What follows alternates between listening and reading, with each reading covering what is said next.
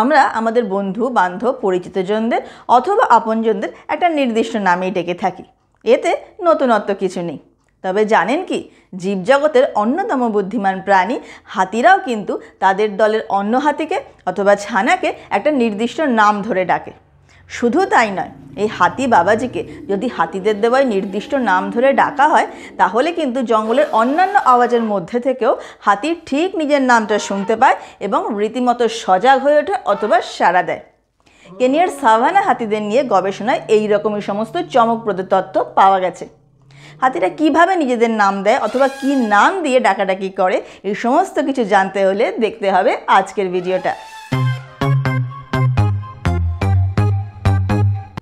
এখন যদি আমি আপনাদের একটা প্রশ্ন করি, আচ্ছা বলুন তো, হাতিদের কত রকমের নাম আপনারা জানেন? আপনারা অনেকেই হয়তো ঝটপট বলতে শুরু করে দেবেন। কেন?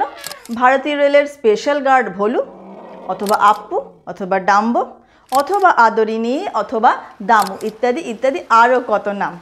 কিন্তু এই সব নামই মানুষ হাতিদেরকে দিয়েছে। আর আজকের ভিডিওতে আমরা কথা বলবো হাতিদের নিজেদেরকে দেওয়া নাম নিয়ে। মানুষদের ক্ষেত্রে নির্দিষ্ট কোনো ব্যক্তির পরিচিতির ক্ষেত্রে নামের একটা বড় ভূমিকা রয়েছে। এতদিন অবধি বিশ্বাস করা হতো যে এই ব্যক্তির নাম বা নির্দিষ্ট কোনো কিছুর নাম দেওয়াটা মানুষেরই ভাষার একটা অংশ। কিন্তু রিসেন্ট গবেষণায় জানা যাচ্ছে যে হাতিদের মধ্যেও কিন্তু তার সঙ্গীদের নাম দেওয়ার একটা চল রয়েছে। এখানে ফারাকটা শুধু এই যে এই নাম হচ্ছে বিশেষ বিশেষ কতগুলো কণ্ঠস্বর বা আওয়াজ। যে বিশেষ কণ্ঠস্বর বা আওয়াজ নির্দিষ্ট কোনো হাতিকে ডাকার জন্য দলের অন্য সদস্যরা ব্যবহার করে থাকে। হাতিদের দলে কিন্তু খুব কড়া সামাজিক কাঠামো মেনে চলা হয়। দলের পুরো ভাগে কে থাকবে, মহিলারা কোথায় থাকবে, কিভাবে কার তত্ত্বাবধানে ছোট হাতিরা থাকবে, সেই সমস্ত কিছু নিয়ন্ত্রণ করে দলের পুরো ভাগে থাকা হাতিরা। আর এই নিয়ন্ত্রণেরই মাধ্যম হলো এই বিশেষ কণ্ঠস্বরগুলো বা আওয়াজগুলো অথবা কোনো শরীরী ভাষা। নটিলাস ওয়েবসাইটে 9 নভেম্বর 2015 সালে প্রকাশিত একটা প্রতিবেদনে বলা হয়েছিল, জীবজগতে এই নাম দিয়ে ডাকা অথবা আলাদা কণ্ঠস্বর দিয়ে নিজেদের চিহ্নিত করা বা পার্সোনাল লেভেল করা খুব বিরল ঘটনা। সকলের সামনে নিজেকে তুলে ধরাটা বা ইন্ট্রোডিউস করার ক্ষমতা জন্মগত হয় না, সেটা চেষ্টা করে আয়ত্ত করতে হয়। আমরা যেমন নমস্কার করে অথবা হ্যান্ডশেক করে নিজেদের পরিচয় দিই, তেমনি ভেনিজুয়েলার এক শ্রেণীর টিয়া পাখি আছে যারা নতুন কোনো দলে পড়লে বিশেষ কণ্ঠস্বর ব্যবহার করে, যাকে কিনা ইউনিক ভয়েস বলা হচ্ছে, সেভাবে নিজের পরিচয় দেয়। আবার বটলনোজ ডলফিন তার ছানাদেরকে তার কাছে ডাকার জন্য, যখন তার ছানারা তার থেকে দূরে থাকে বা তার চোখের আড়ালে থাকে, তাকে ডাকার জন্য বিশেষ এক ধরনের কণ্ঠস্বর ব্যবহার করে থাকে, যাকে বিশেষজ্ঞরা বলছেন বেবি টক। তেমনই আবার মিশরের এক প্রজাতির বাদুড়, যাকে কিনা ইজিপশিয়ান ফ্রুট ব্যাট বলা হচ্ছে, তারাও নিজেদেরকে চেনাতে বিশেষ কণ্ঠস্বর ব্যবহার করে থাকে। যাই হোক, আমরা আবারও ফিরে চলে আসি আমাদের মূল টপিকে, অর্থাৎ কিনা হাতিদের নামের প্রসঙ্গে। জীবজগতের ভোকাল কমিউনিকেশন বা কণ্ঠস্বর বা ভাষা নিয়ে আমাদের বরাবরের অসীম কৌতূহল। তিমি মাছের গান, পাখিদের কলকাকলি, শিয়ালের হুক্কাহুয়ানি চর্চা বহুদিনের। তবে হাতিদের নিয়েও বেশ অনেক দিন ধরেই কাজ চলছিল। BioRx4 ওয়েবসাইটে গত 27শে আগস্ট 2023 সালে একটি গবেষণাপত্র প্রকাশিত হয়। সেখান থেকে জানা যাচ্ছে যে আমেরিকার কলোরাডো স্টেট ইউনিভার্সিটির 8 জন জীববিজ্ঞানী কেনিয়ার সাভানা হাতি বা বুশ এলিফ্যান্টের ওপর গবেষণা করে বার করেছেন যে হাতিরা তাদের দলের প্রত্যেক সদস্যকে ডাকাডাকি করার জন্য আলাদা আলাদা কণ্ঠস্বর ব্যবহার করে থাকেন, যা কিনা নামকরণেরই সমতুল্য। তারা বলছেন যে elephants can call and questions each other through specific sounds. দীর্ঘদিন ধরে গবেষণায় কেনিয়ার সাম্বারু এবং অ্যাম্বাসলি ন্যাশনাল পার্কের হাতিদের বিভিন্ন কণ্ঠস্বরের মধ্যে থেকে তারা 625টি আওয়াজকে বাছাই করেছেন, যেগুলোকে তারা বলছেন রাম্বল।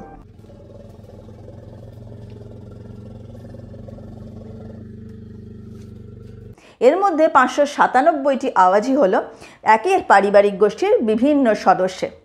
সমীক্ষায় দেখা যাচ্ছে যে 114টি হাতি ডাকছে, এবং যে 119টি হাতি শুনছে তারা কিন্তু ব্যাপারটাকে বুঝতে পারছে এবং তারা ভালো মতো তাতে সাড়া দিচ্ছে। ভয় পাইয়ে দেওয়া হাতির চিৎকার শুনেই আমরা অভ্যস্ত।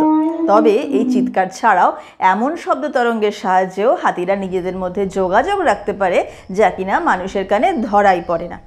খুবই নিচু কম্পাঙ্কের শব্দ তরঙ্গ ছড়িয়ে হাতিরা 6 কিলোমিটার দূরের সতীর্থের সঙ্গে যোগাযোগ বজায় রাখে। বিজ্ঞানীরা হাতিদের এইরকম আওয়াজ বিশ্লেষণ করে বলেছেন যে আমরা যেমন অন্যের মুখে আমাদের নামটা শুনলে সতর্ক হয়ে উঠি, ঠিক তেমনই হাতিও কিন্তু অন্যের মুখে নিজের নামটা শুনলে চঞ্চল হয়ে ওঠে। ভিড়ের মধ্যে কেউ যদি আপনাকে আপনার নাম ধরে ডাকে আপনি কিন্তু ঠিক সজাগ হয়ে উঠবেন। ঠিক তেমনই জঙ্গলের বিভিন্ন আওয়াজের মধ্যে থেকেও হাতিরা তাদের নামটা ঠিক শুনতে পায় এবং তাতে সাড়া দেয়। দীর্ঘদিন ধরে হাতিদের নিয়ে গবেষণা করার ফলে বিজ্ঞানীরা হাতিদেরকে নির্দিষ্টভাবে চিনে নিয়েছিলেন।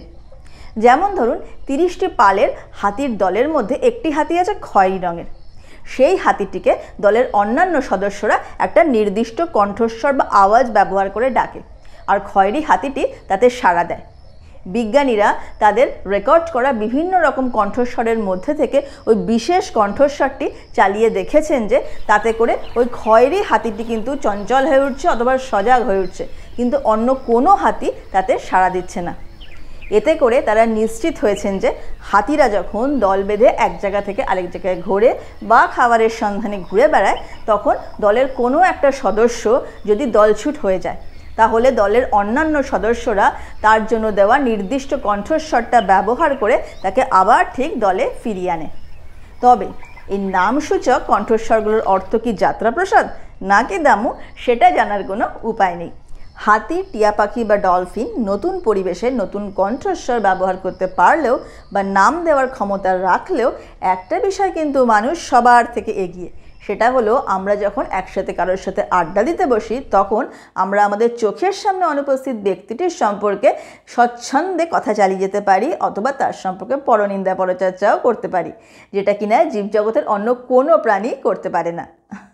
যাই হোক, হাতির এই নাম নিয়ে ডাকাডাকির বিষয়ে গবেষণা হয়তো আগামী দিনে জীবজগতের ভাষার বিকাশের ক্ষেত্রে আরও নতুন দিগন্তের উন্মোচন ঘটাবে। এই আশা নিয়েই আজকের ভিডিও এখানেই শেষ করছি। এই ভিডিও কেমন লাগলো অবশ্যই কিন্তু আমাকে জানাতে ভুলবেন না। যদি ভালো লাগে তাহলে অবশ্যই একটা লাইক করে যাবেন। আপনাদের বন্ধুবান্ধব বা পরিচিত জনদের সঙ্গেও এই তথ্যগুলো শেয়ার করে নিতে পারেন। আর এরকম আরও ইন্টারেস্টিং খবর বা তথ্য জানার জন্য অবশ্যই আমাদের চ্যানেলটিকে সাবস্ক্রাইব করে নিয়ে আমাদের সাথে যুক্ত থাকবেন। সবাই খুব ভালো থাকবেন, সুস্থ থাকবেন।